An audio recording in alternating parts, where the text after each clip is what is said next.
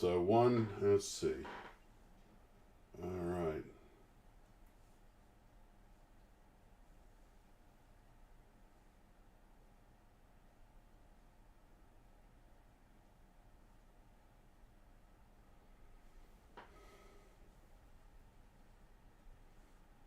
Okay, let's see. We should be looking for one called 140B, which should come up in just a minute here.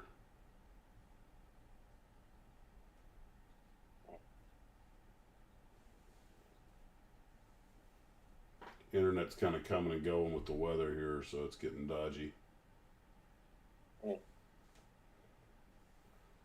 Models. Yep, there it is. Okay, we're up. We have one person watching. Which one is this 140B? Mm-hmm. Okay. Got it. Well, sorry about that, guys. Oh, I'll wait till everybody see who comes back. Alrighty. This is always entertaining. Yep, there it is. Okay. We have one person watching. Okay. So that's let's see. Put together your own global air power fleet of realistic combat plane models by Revell. There's scale from official blueprints to make every detail authentic. From hinged nose door and 8 whirling propellers on the Convair Tradewind to the airflow fences on the Grumman Cougar. Whether you start your collection with the mighty B-36 bomber or the tiny Douglas Skyhawk, you'll end up with a global air power fleet to be proud of when you build from Revell authentic kits. Get a world of your own to display them. Put all your planes in the air at one time with a global mobile. Revell's unusual new display global air power fleets made of sturdy wrought iron. It holds up to 13 models at attractive, compact, whatever, unit. That was an interesting thought. Well, we got 15 people back. We be back.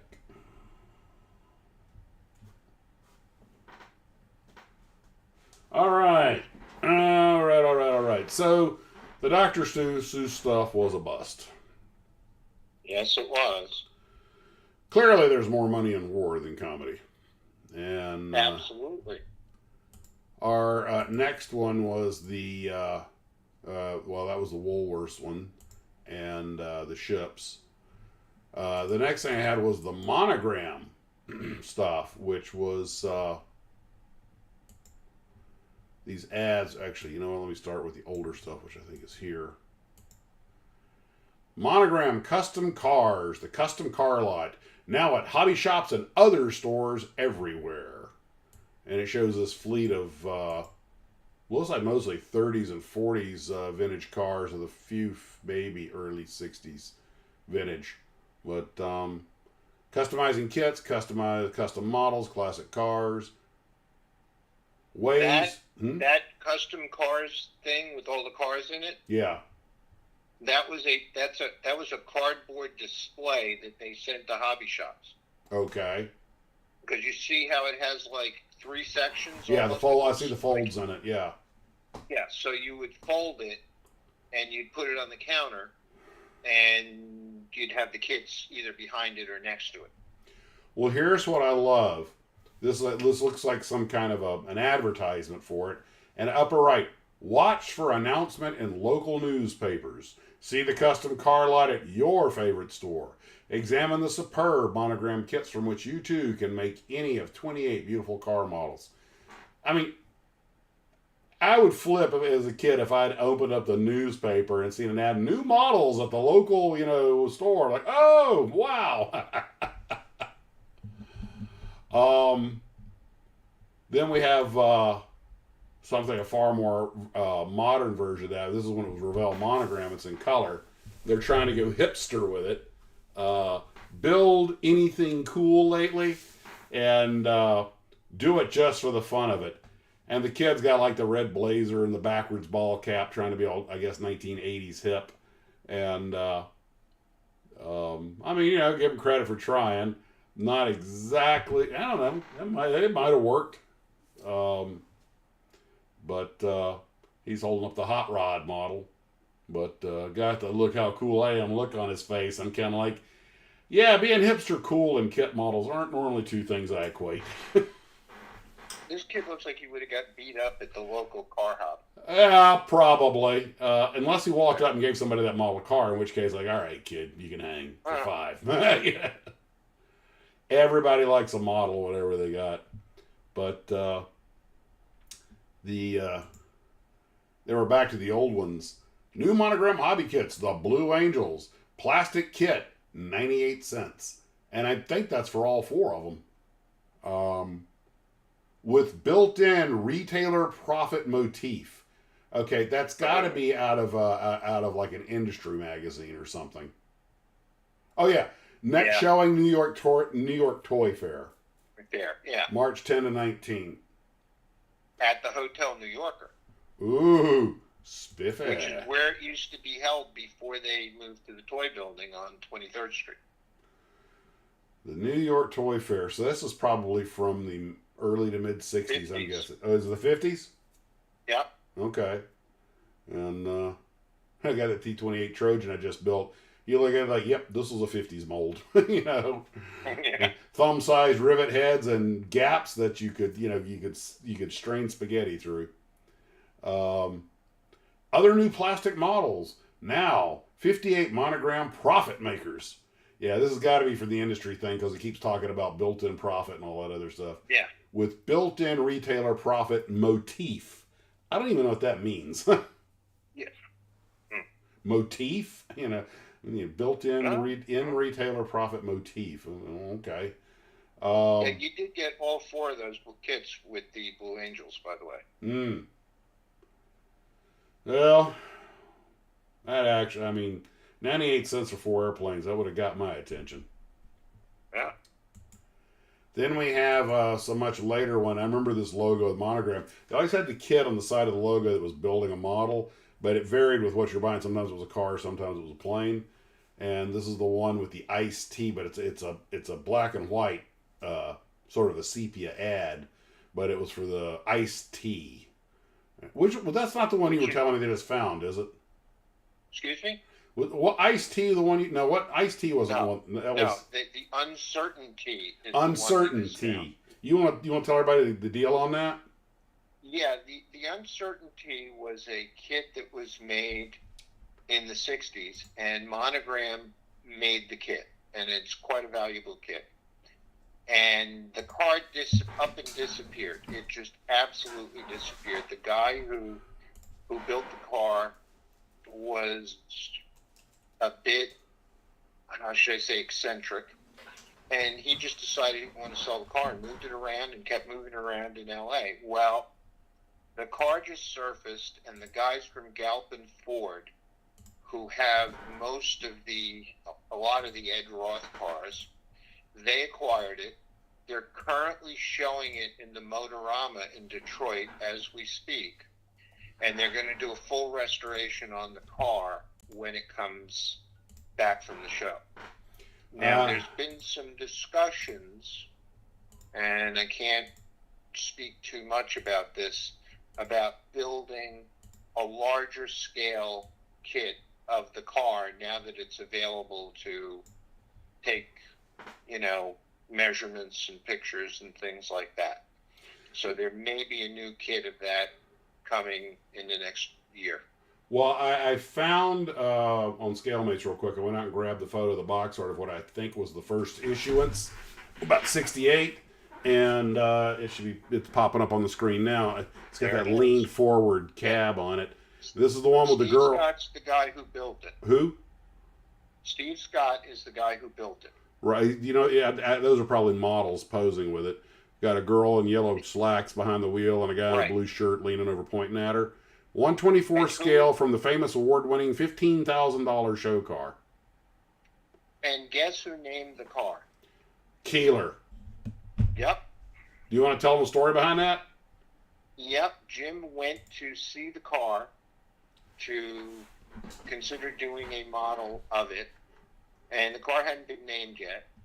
And the guy says, I don't know what to call it. And Jim looked at it and said, how about the Uncertainty? And the guy said, great, you're right, that's good, and gave Jim $50 for giving him the name. Hey, $50 '68 was $500 today. Yeah. But I'm looking at it, and of course that rear wheel is pushed right up under your rump, so it's got a real short wheelbase. I know it's just a show car, but that thing had to be tricky to drive.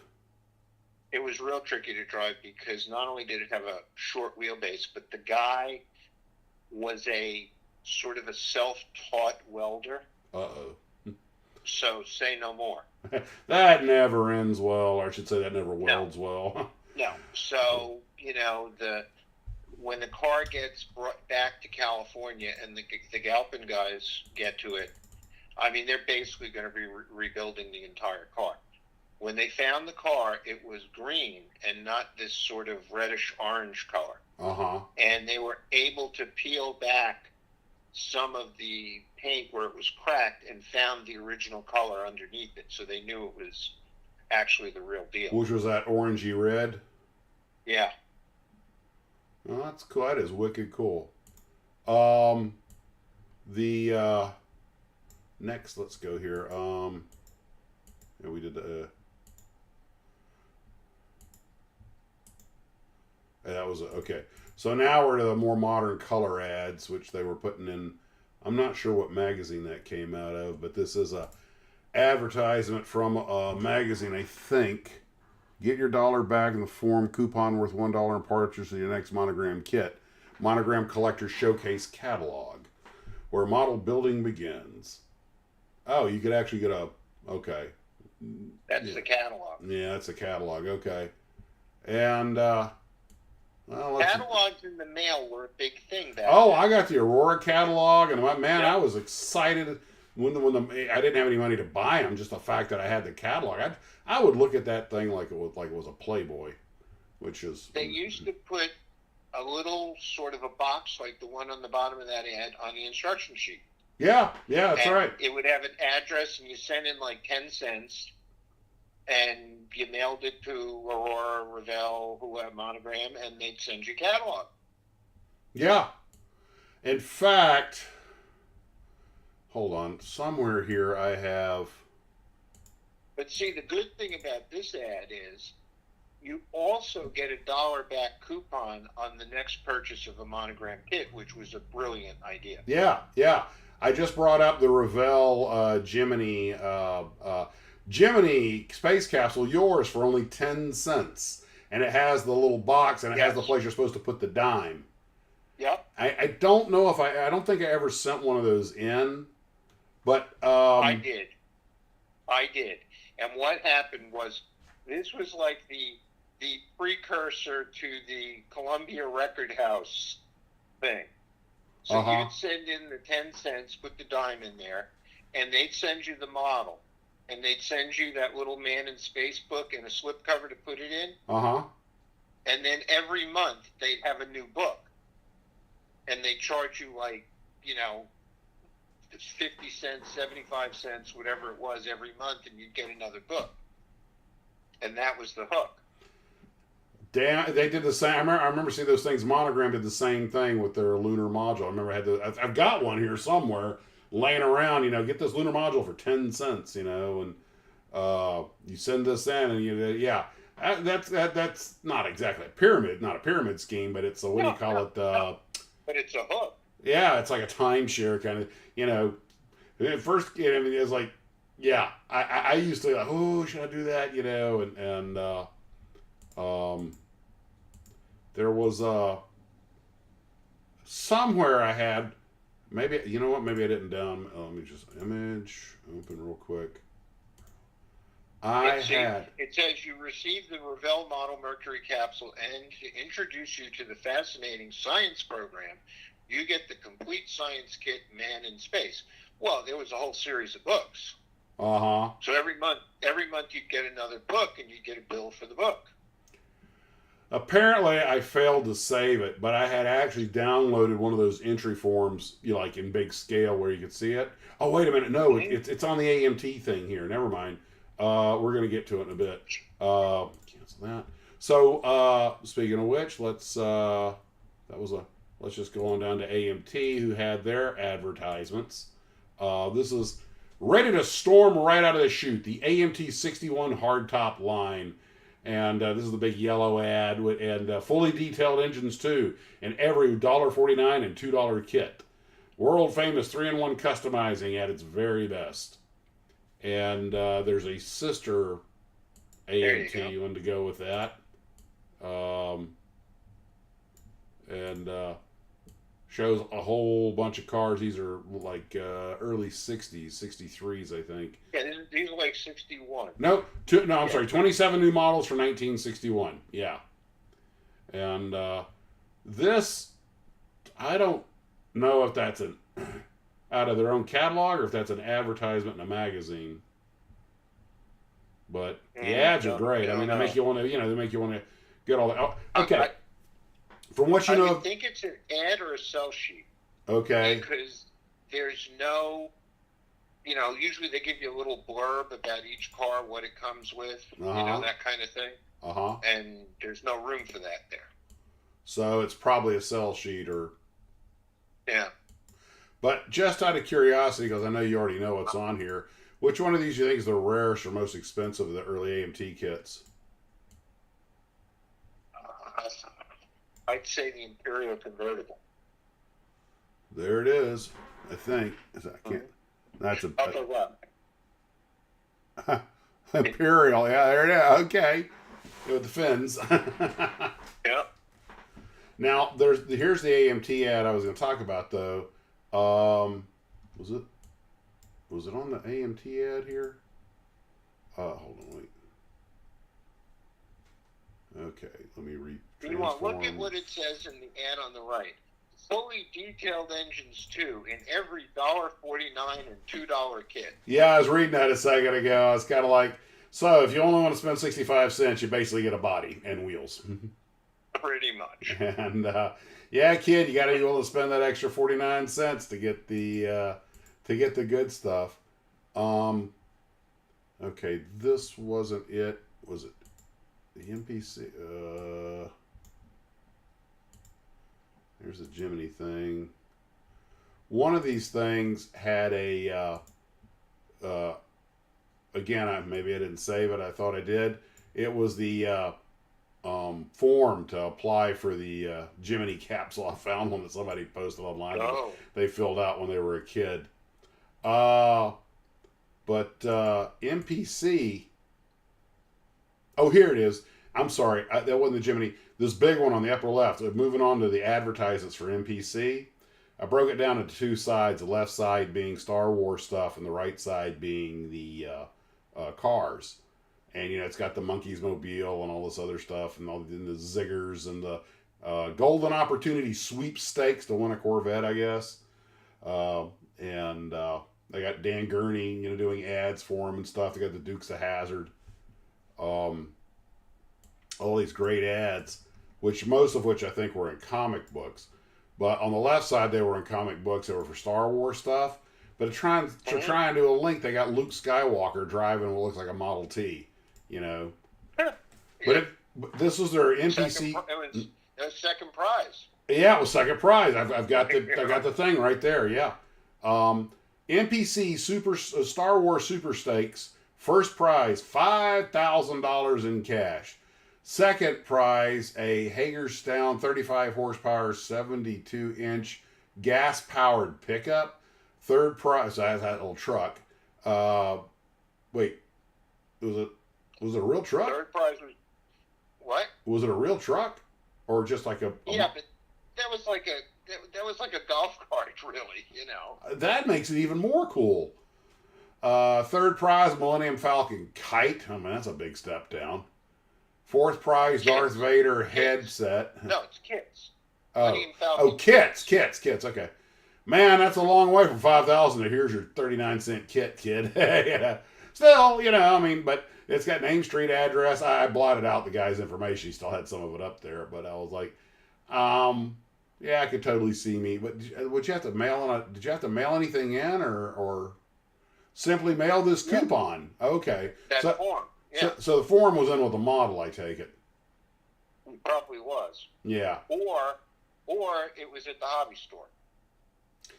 Well, they had to put them in a model, or kids would have been just walking with an armload of them out of the hobby shop and filling them in and so on. Right. But you got to give MPC credit. They're out there, trying to do what they can to market the siren. Now, I don't think it was necessary in Star Wars kits, really. No, but they did it, but I don't think it was necessary. You know what I mean? No, you could be right. They might have done that after sales started to flag a little bit or something. Well, But R2 standing in front of the stacks of cash. Yeah, yes, you can win this mountain of money because we're going to pay you in singles. yeah. Now, speaking of kit model promotionals and selling stuff and advertising in magazines, even occasional on TV, you and I talked briefly about the Captain Company, which did this Batman giveaway. Amazing kit gives you a real-life replica of America's fabulous comic book hero. Batman is alive in this marvelous kit. Easy to assemble, wonderful to own and keep on a dresser drawer, desk dresser, or shelf bookcase. Kit includes full-color Batman, eerie old owl replicas of bats, all in beautiful carved models. Be the first one to win this amazing model of Batman, only 98 cents plus 37 cents, postage and handling. Captain Company, P.O. Box 5987, Grand Central Station, New York, New York. The city's so nice they named it twice. And it says Bat Blog at the upper top, so that's probably what this picture came off of. So tell me about the Captain Company. What was this, the Aurora kit? This was the Aurora kit. The Captain Company was a promotional company that was located in New York. They would run ads in magazines and in like monster magazines and in comic books. And they not only sold model kits, but they sold all kinds of things like, the X-ray specs and, the cardboard spaceship that you could have in your bedroom. Heck yeah. All these novelty type things that appealed to kids, the X-ray glasses. Oh, I remember those. Yeah. And they were like a promo company, and they would buy the kits, and they'd run the ads, and they'd, sell them. The kit was 98 cents. The shipping was 37 cents. That's like buying it on eBay, eBay of its day. The postage is a third the price of the kit. Yeah. They probably bought a truckload of them from... Yeah. Oh, speaking of not necessarily Captain Company, but the comic book ads, I didn't think to download one of these. I'll bet everybody watching this has seen the old Charles Atlas ads in the back of the magazines where the kids get the skinny guys getting the sand kicked in his face, and his girlfriend disses him, so he goes and gets the Charles Atlas and pumps up and goes and belts the bully in the last... you remember that one? Yep. That thing was running in the back of comic books for my entire childhood, along with the little plastic soldiers and little flat plastic airplanes you could buy 100 of for $1.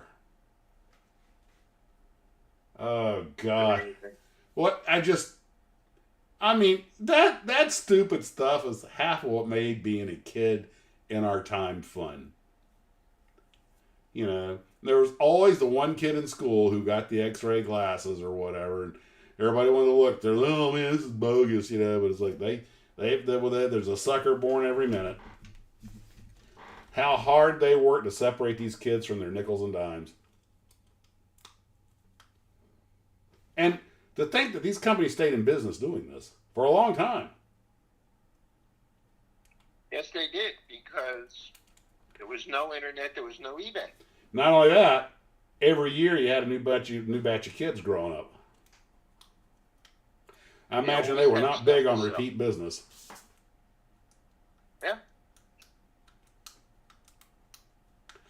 Man, this is before we had eBay and we had the internet, and this is how they did it.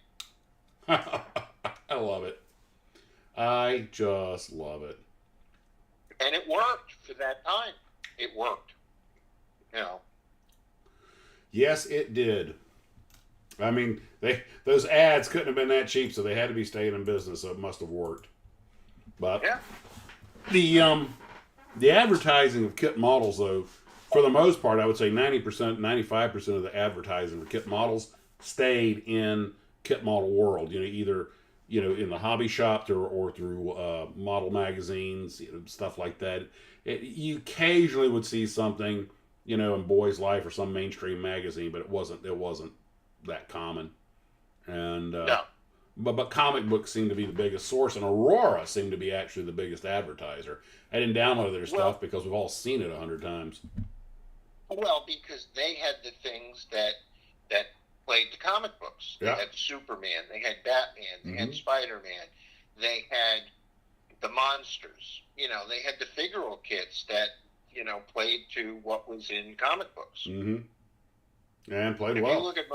If you look at most of the Aurora ads from that era, they're for the figural kits. The superhero kits and the monster kits. Yep. Well, I thought that was just an interesting subject. When I stumbled onto it, this all, like so much stuff around here, was a happy accident. I had stumbled onto this parents magazine, young model builders club, and I was like, I never heard of that before. That's interesting, and that kind of got me going down this rabbit hole. So I just thought that was kind of a fun thing to kick off with.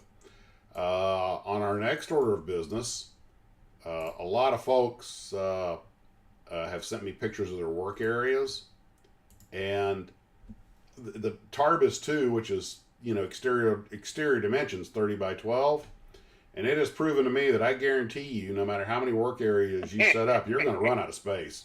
You will it's like pouring water in a tub. The more space you get, the more space you'll use.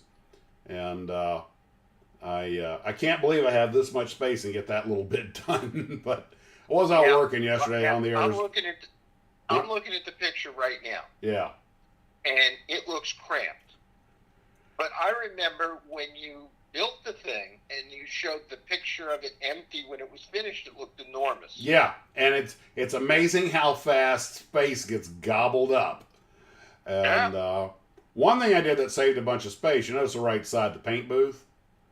I just took the hose off and I just got and cut a thing for the rear end, so it pumps right out the window. So I got it right up against the windows, so all the spray goes right overboard. And there's a trellis outside full of weeds that catches all the paint, so it's like good. That works perfectly. It'll kill the snakes. You might recognize on the right side, hanging on the wall, the frame of that Piper, of that balsa Piper. That used to be behind me in this room, but it was I was running out of shelf space. So, in fact, if you look behind me, you will see I have other stuff up here on the top shelf now. A couple of Mike's books and some vintage box art and a few things. But that opened that shelf up where I could put more stuff up there because that balsa was beautifully done. Glue Trooper sent it to me that way, and I don't want it to get damaged, so it's safe there and it's on display where I can enjoy it. Next to the balsa SBD that I built, and that was a Guilo's kit. But it's just no matter how I was working on the Arizona, we'll just go into that, which carries us to the next thing, Photo-etched. I'm one of the last things I have to do before I put the rigging on the ship is the catapults. Now I could use the catapults that are in the kit, but they're heavy plastic, and the Photo-etched looks so much better. But as you can tell by how big my finger is, this stuff is really tricky to deal with because the only thing I know that'll hold it that I have is CA glue. And, generally speaking, brass will hold whatever position you put it in, but you still got to glue things to it and glue things in place. And sometimes the CA glue just would much rather stick to your finger than the brass. I know how much people just love working with Photo-etched. And, if anybody knows something better than CA glue to work on Photo-etched, let me know. But once I get those done and get them painted, and the one that goes up on top of the turret is a really tricky one because it's got all the railings and everything on it, and I'm like, jeez. So I've got the pieces trimmed out, and getting there. Meanwhile, there's some of the troopers want to know about that spaceship that's behind you. Oh, very good. Yes. This is the Elon Musk Starship. Ken made that for me. I showed some pictures of it when we went out to the Cape. And that is all 3D printed. And it's held together with magnets. And it does have engines inside it. Unfortunately, a couple of magnets won't walk about. They have to be glued in, and a couple of them popped out. So one of the engines, which you can't see because they're behind the fairing, actually have it over here. Back here. Oops. Here is the engine that popped out. But these are all 3D printed, and it has the oxidizer tanks and everything else inside. And it's got the hoses, and they're the correct colors and everything. It's a surprisingly detailed. It's in stages, and the stand also has a bunch of magnets to hold it in place. The fins can be positioned in 2 different positions, but that is a 3D printed model that Ken made for me from Elon Musk's of Elon Musk Starship, and it's pretty big, as you can tell, several feet long. It's cool. Normally I keep it on the shelf back up here, but I put it here because I wanted everybody to be able to see it. And it's got all the ablative on the bottom. I'll just try and grab it real quick.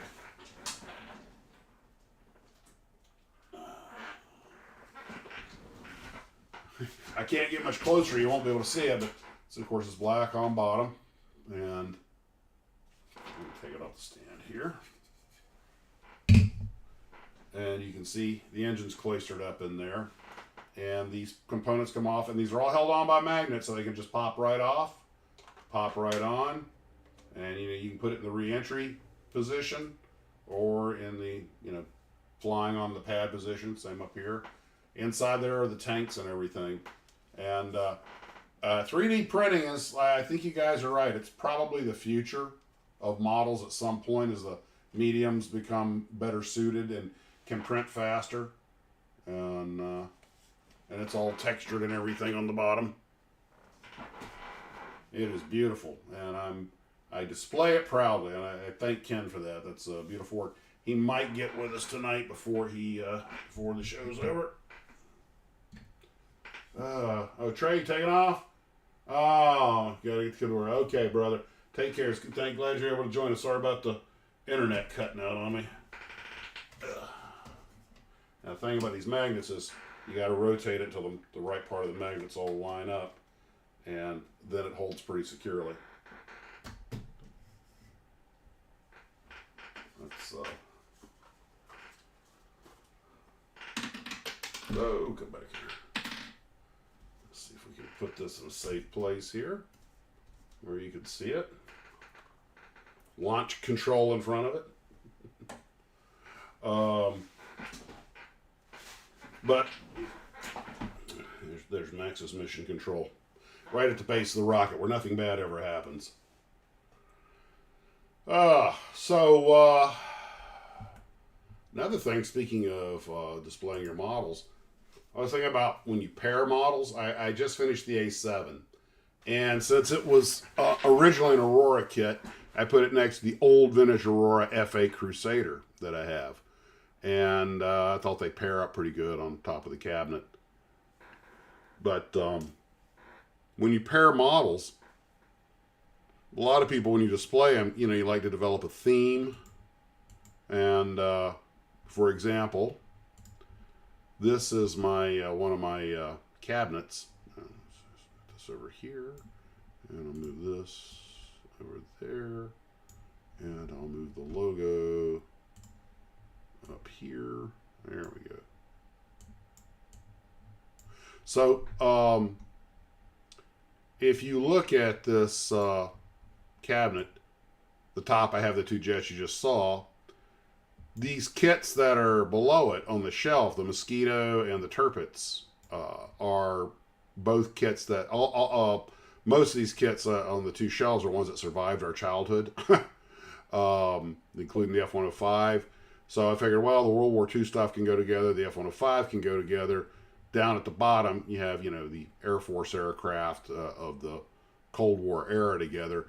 these are all kits that I had built as a kid. The F-104 was a survivor. The T-37 Tweet is the original Aurora kit I got on eBay, and actually the box is right here up on the wall. I always loved that box art with the student and the instructor walking out to the airplane because I wanted to be an Air Force pilot back then. And even though I built it years later, it represents one I built as a kid. So all these kits that are in the glass or under glass, represent kits that I built as a kid or were actually family survivors. I try to keep them era specific together, but everybody's got their way of displaying their models. I don't know, some folks, I guess, it's just wherever they can find room. But it's always a trick to figure out how you want to arrange your shelves, or what I call pairing models. When you only got room for a couple of them, what do you want to put together? And I didn't think to take the other picture. If you notice on the right side of that a little bit, you see the Linwood box art for the 1/32nd scale fighter series from World War II, and each one of them has the built kit in front of the box art. I love those box arts. A mighty tweet, running around and flying around the country on 2 APUs. But I didn't know if you guys had any specific way you like to display your models, or just wherever you could find room. And I try to have a bit of a theme going. When you build as much stuff as I do, though, I mean, our whole thing is set up. We got the sci-fi shelf with all the kaiju at the bottom. We got the other shelf with all the rockets on the top, and the Cold War stuff and World War II stuff each on each shelf. But running out of space. But in the Tarbus, I just put them wherever I have room. And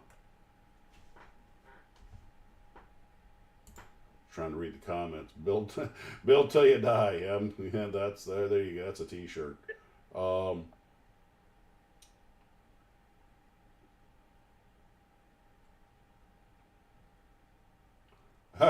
The problem is with 3D printed models, no box art. Yeah. I agree. Well, that was all I was able to cobble together to give us things to talk about this evening. So now we can just shift over to what anybody would like to talk about. So, you want to share your recent issues with your 911? Oh God, yeah. That's a Fujimi, right?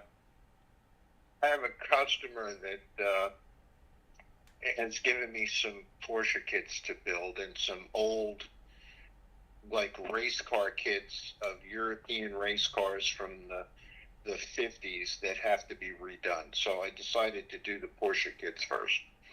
So I started with the 911, which is a Fujimi kit.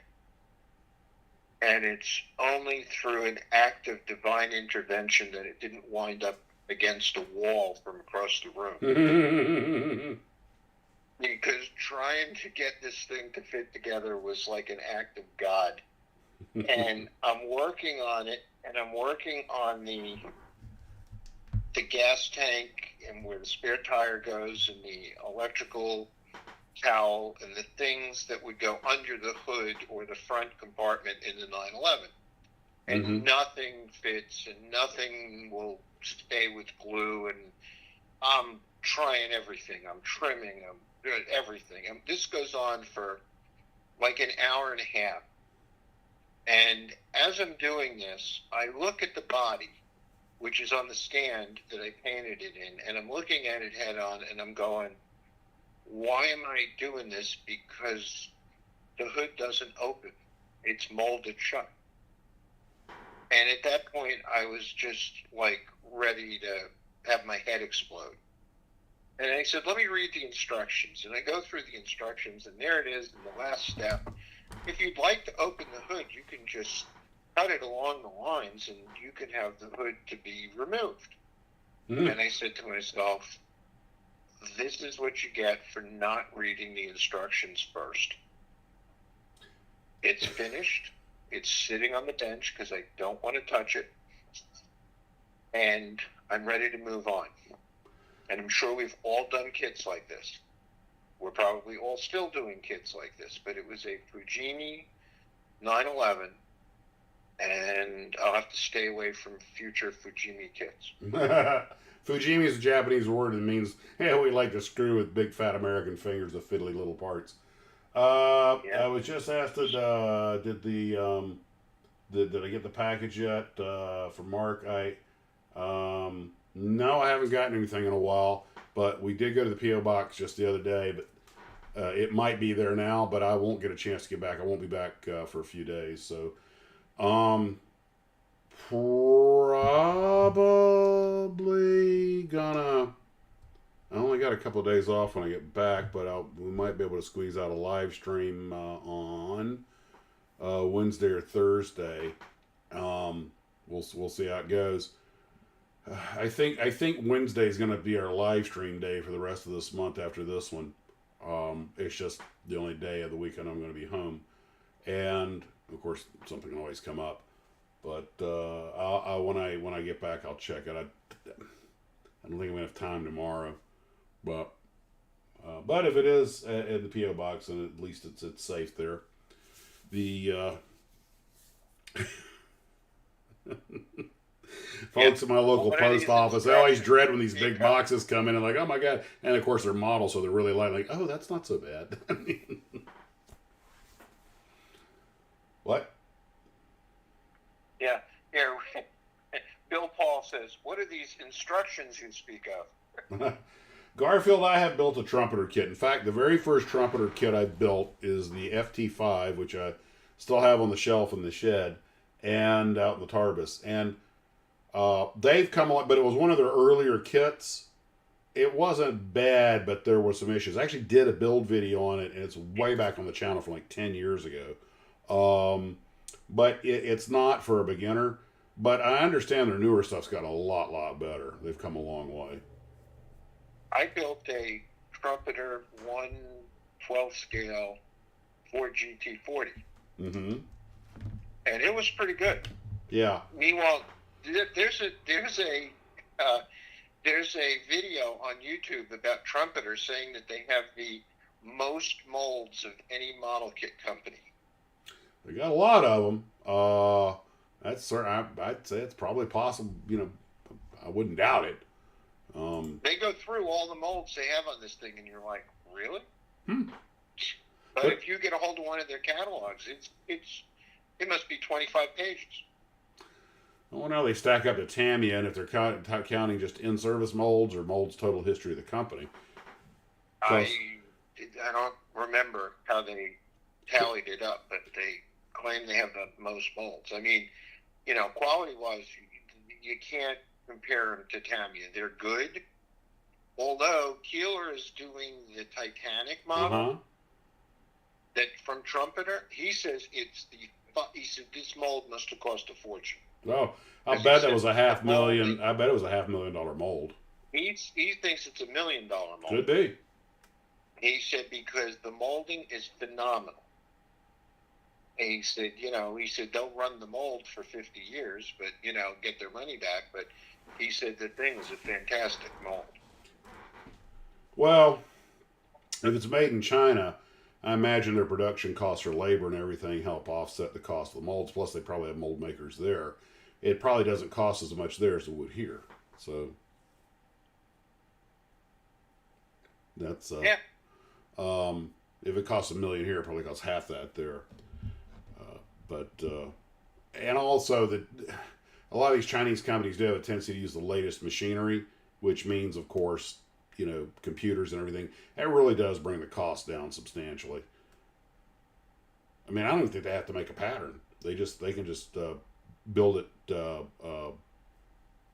in the computer as a computer program, and it can go right to cut and steel. I know that's how they do. I know that's how they do the RCs. I've seen it done, and that's one of the reasons they can crank out so many foam RCs. These companies like well, pretty much all of them now, Freewing and all the others, they just build it in the computer, program the machine, they start cutting molds, and they're cutting them out of steel. So they're not dealing with precious or rare metals like the guys who used to use beryllium copper. Nathan, that Titanic kit is the one that Jim Keeler's building. And he said it is a ridiculously phenomenal kit. And he sent me some pictures along the way of the build, and it's very impressive. I can't wait till he finishes it. I don't know if these guys could get their molds out of China if they wanted to. Well, they'd have to go over in person, but There's I don't no know. guarantee even if you do that. Yeah, that's dodgy. But oh well,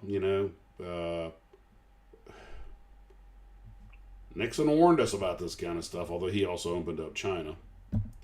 But I actually was watching something. They were like, it's weird. The everybody in China needs the U.S. market to buy their stuff, and they actually need the U.S. for other reasons other than just buying their products and our investment over there. A lot of you guys are probably aware that although they're fellow communists, the Russians and the Chinese, there's not much love lost between them, and they consider each other their greatest existential threat because they're right next to each other, and it's funny that the Chinese not only like us because we buy their models and all their other stuff, and we pump so much money in there, but they know that as long as the Russians are leery of us, that takes the pressure off of them. And we're good friends with the Americans. Yeah, it's transactional. It is very much so, but it still serves the purpose. That it's relationships are weird. With international relationships are just weird. It's funny. Just about every country used to have a model company. The French had Heller. The Czechs and the Ukrainians have got about a dozen companies.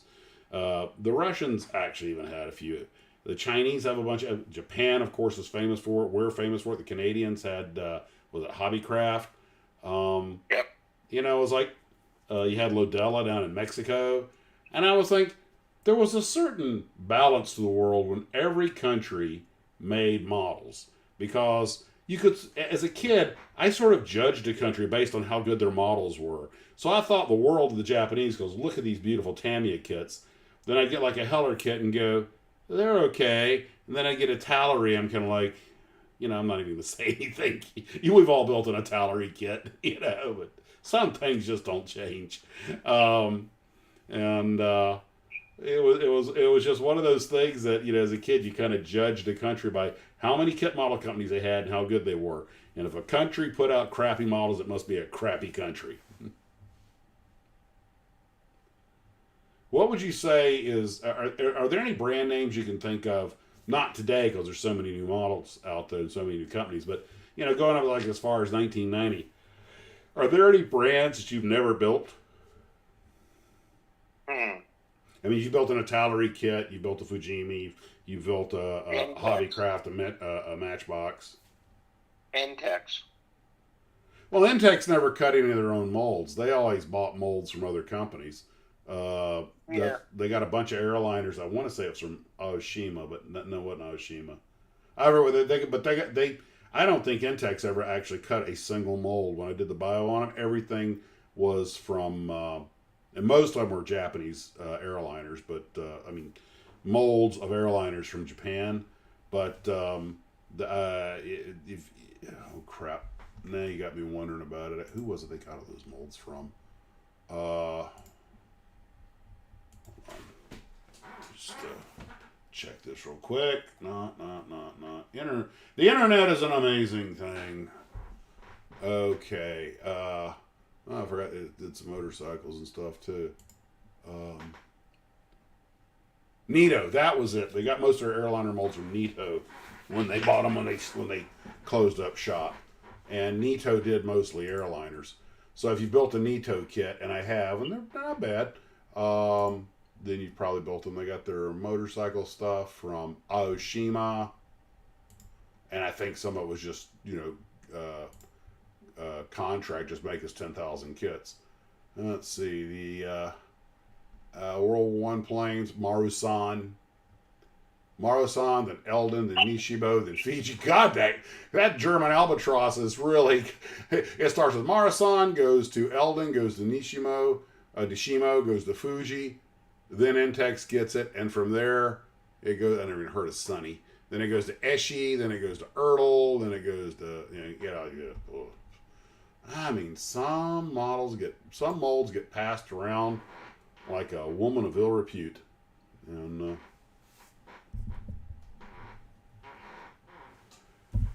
So, do we have any other questions?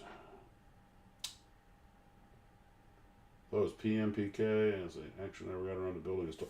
You haven't missed anything, Bill. I built a couple of Starfix kits. I have a couple of them. I think they're over in the Tarbis, and they're P51. Actually, you know what? I've got a Starfix P51 right here. I'm gonna move this over here before I knock it down. Hang on just a second.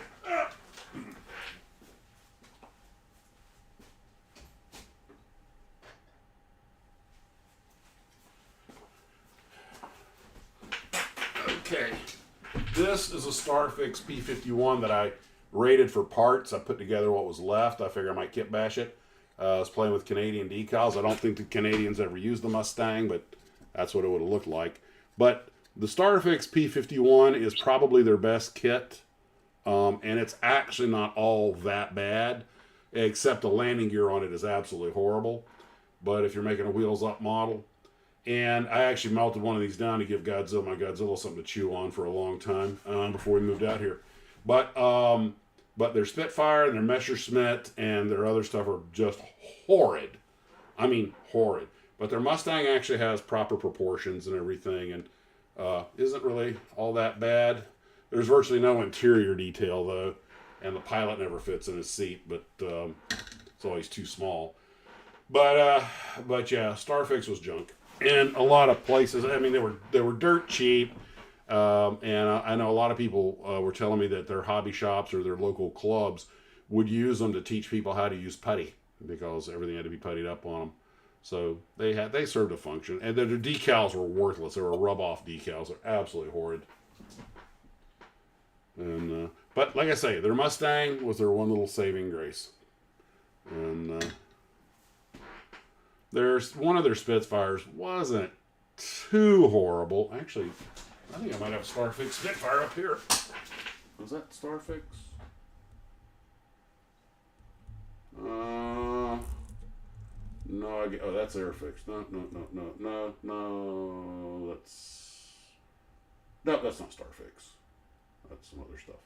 But anyway, but one of their Spitfires I built was absolutely abominable. Oh.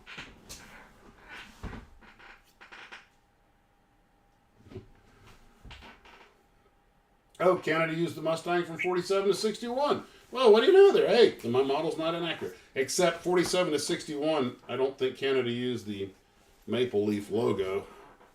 I honestly don't know. I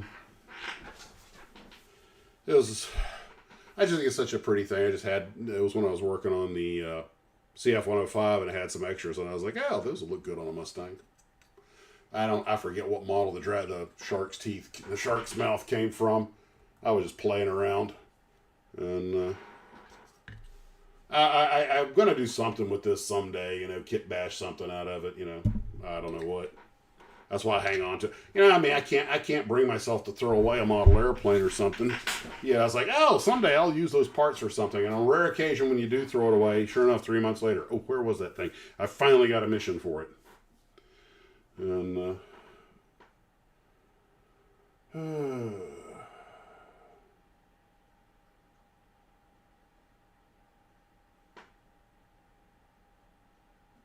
how many SDS engines? What size car that Starship?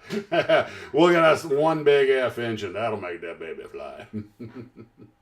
I shoved some D12.5s into a Aurora Vigilante, an Aurora F-111, which was a big heavy kit, by the way, that somebody had given me, and he'd already built it, so I never had much of an attachment to it. It was a short-nosed Navy version, and one day I just jammed a couple of D12.5, or one or two, it may have just been one D12.5 engine. I didn't have proper launch pad, so I had some what was it, conduit, I think. So it stuck 2 pieces of conduit in the ground at about a 40-degree angle. Basically made a rail ramp, and just shoved the D12.5 in there and lit it off. And it actually pushed it off the ramp and got it in the air, and then spun it around. The thing was, that bugger hit the ground. It didn't even break, which seemed to hit grass. But I was like, wow, that's a rugged kit. and I shoved a C65 into a 148 scale F104. It actually went straight up for about 50 feet and then spun around. But again, when it came down, it was more or less still intact. I was surprised because I didn't have a parachute or anything on it. I've shoved quite a few rocket engines into kit models and just to see what happened. And to my surprise, but actually, the frequently it fared better than I expected. I had to take a little time to work the weight and balance out. Well, it makes sense. They're airplanes. They are aerodynamic. I suppose there's no reason they couldn't fly. But then I find out that that's actually a hobby now, is to put the big engines into these RCs and launch them straight up with a rocket and then bring them down as gliders. And one guy at the club had a Vulcan, big one, that he handmade. He stuck an F engine in it, launched it, and he got about a 60-second sail time out of it, bringing it down and landed it without incident. They don't have landing gear; they just belly in on the grass. But apparently that's a thing now, and I was like, oh, it was awesome. And of course, if you want to be authentic, the thing you should launch is like an X1, something that was rocket powered. But I was like, model builders always looking for the next big build, the next big thrill. And half the time it's, hey, what can we do to make this thing go? If we can't go boom and film it in slow motion, let's blow it up. But, how many models, went valiantly down into the M80 or the Firecracker. Yeah. In model right, it's called the plastic death.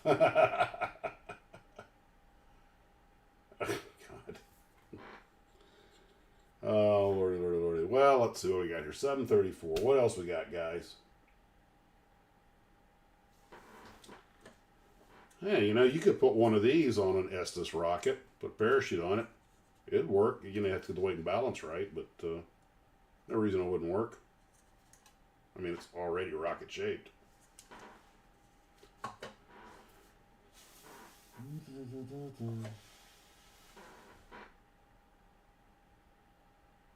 If you want too many parts, Kit, try a mini art tank. Evidently, it's crazy. Okay, that's interesting. It's not necessarily how many parts they have; it's how difficult they are to attach. Some of these, especially like some of the PE parts, you're like, there's no way I can get in there to put this part on there, and no one's ever going to see it. So it's just a exercise in modeling skill to see if you can do it for your own edification. It's like when I put the photo-etched brass rudder pedals in my F-106, which you cannot see, but I know they're there. But I looked at them and looked at and I was like, it's hardly noticeable. So it's just something you do because you can. I went through that with the 911. I mean, I did the engine. The engine is beautiful. And then once you put it in the car, you can't see any. Yeah, it's just kind of painful. I've got more than one model car. I never built the engine. I was like, you can't see it. What's the point? Every time I have something like that happen, I hear the voice of my father in the back of my head, who as a child, when I would build these things, would tell me, why do you build all that? And then you cover it up. You can't see that. Why do you do that? Mm-hmm. Yeah. Bob, that's impossible. Yeah. So what's the point? That 1/32 scale Lancaster is supposed to be just ridiculously detailed. By the way, finally, I may have said I finally figured out what I'm going to do with that extra B-29 fuselage, but I'm going to have to vacuum form another plexiglass nose. But when Trey and Fran were over here at the Tarbis, they cooked up an idea. But I don't want to spoil it because I want it to be kind of a surprise. But I'm like, this is like the most wicked awesome idea. And it got me thinking. We already did a kit bash build, but I was kind of thinking at some point having a group build. But the idea is I want something that belongs in our universe but never happened. So, an airplane or a car or a tank that is a thing that feasibly could have been, but I don't want you to like just make an experimental aircraft that exists. I want you to think of something completely clean sheet of paper, and that idea, the idea they came up with is wicked, and it's going to be huge when it's done. But I start thinking of all the wild stuff the Germans did, and I'm thinking if you need inspiration, just look at some of the experimental German stuff. Yeah. But anyway, airliner question: onboard atmospheric filters only change after 4 Taco Tuesdays. Yeah, they're not changed at all. Once found was in vigilante at the town dump. One man's junk is another man's treasure. What company made the metal car kits in the 60s? Well, I know Monogram made some of them with metal bodies. It was Hubley and it was Monogram. Hubley and Monogram. All right.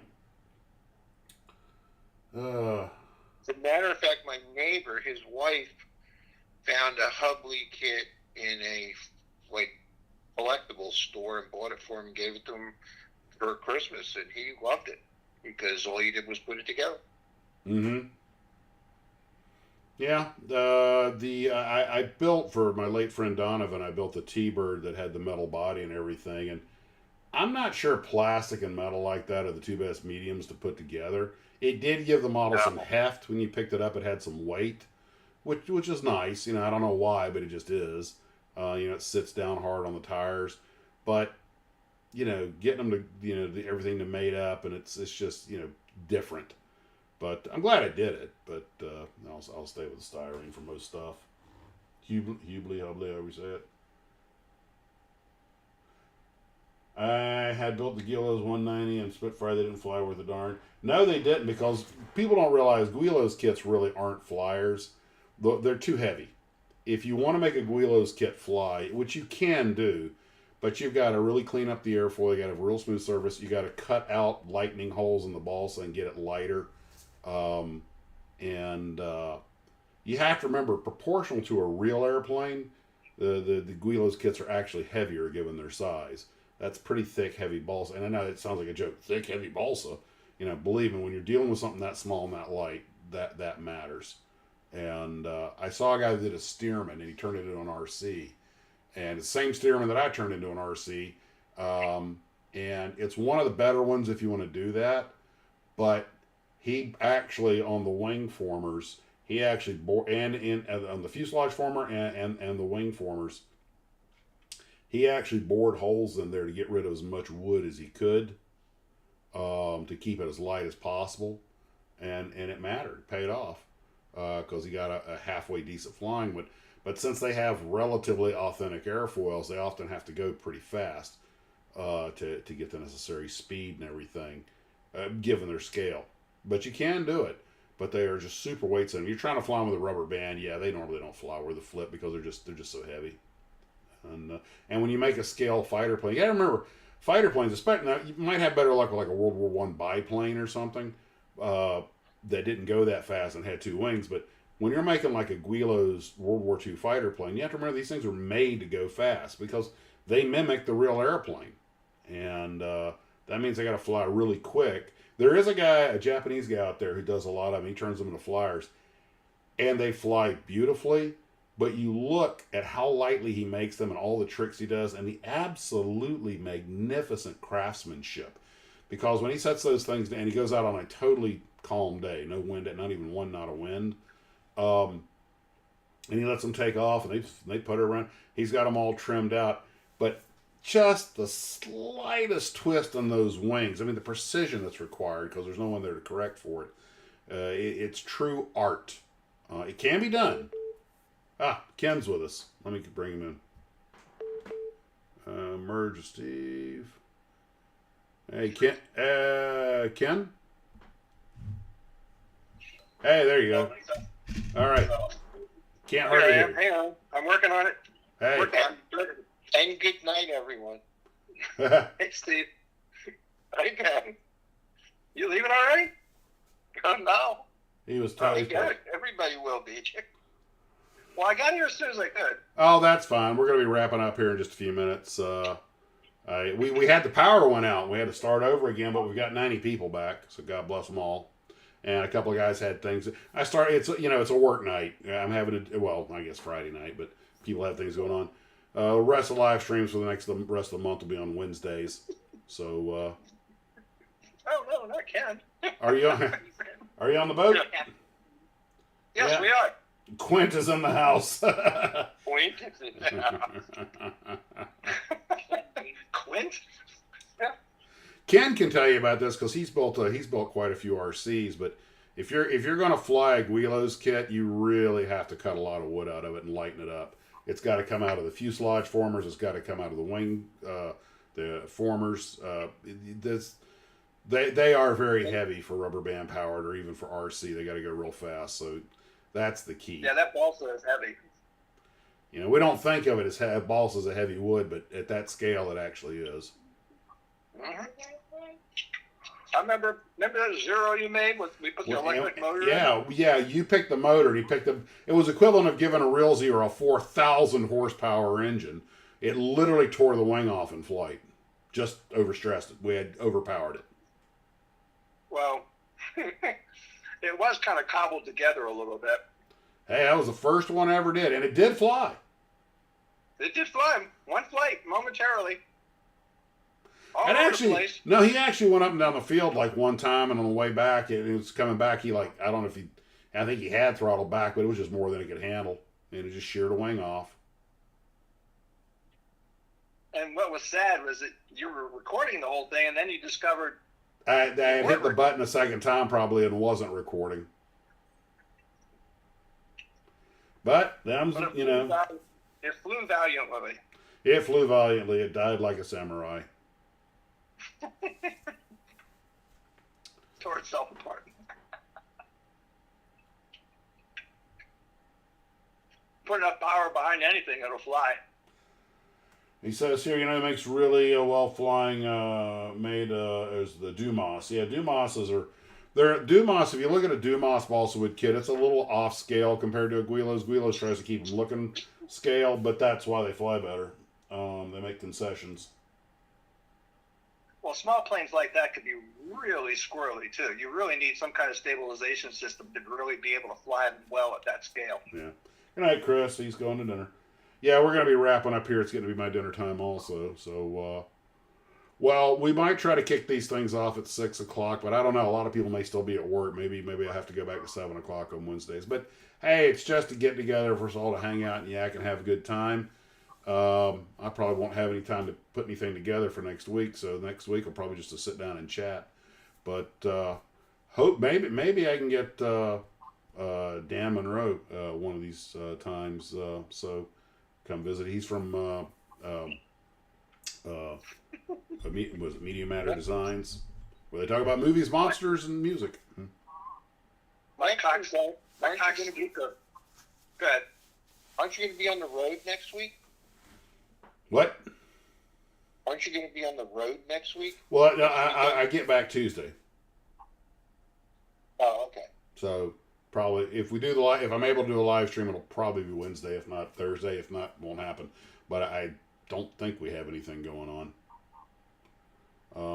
Yeah, I have one of those little E-Flight flyers too. That's got a 1-cell battery in it. That's about the size of my thumbnail. And yes, it definitely needs stabilization, and it makes a huge difference. Yeah, it does. But technology's gotten to the point now that you can get stabilization pretty easy. Mm-hmm. Oh yeah. There are 3 different levels too. Yeah, it's gotten cheap and it's gotten light. Well, it's like what was that? Your executive? No, apprentice. Your apprentice had stabilization. Yeah, the S15E apprentice. That's probably the best trainer out there. There's a F1 race tomorrow. Hey, you missed earlier, Ken. I was showing everybody the rocket you 3D printed for me.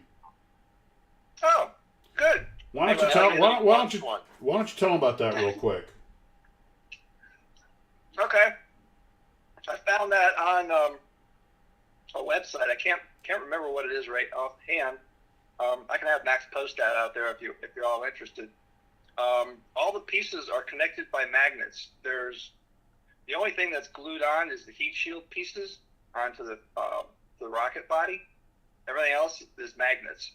And some of the magnets I had to glue in because I got slightly too small, and it took about a week to print.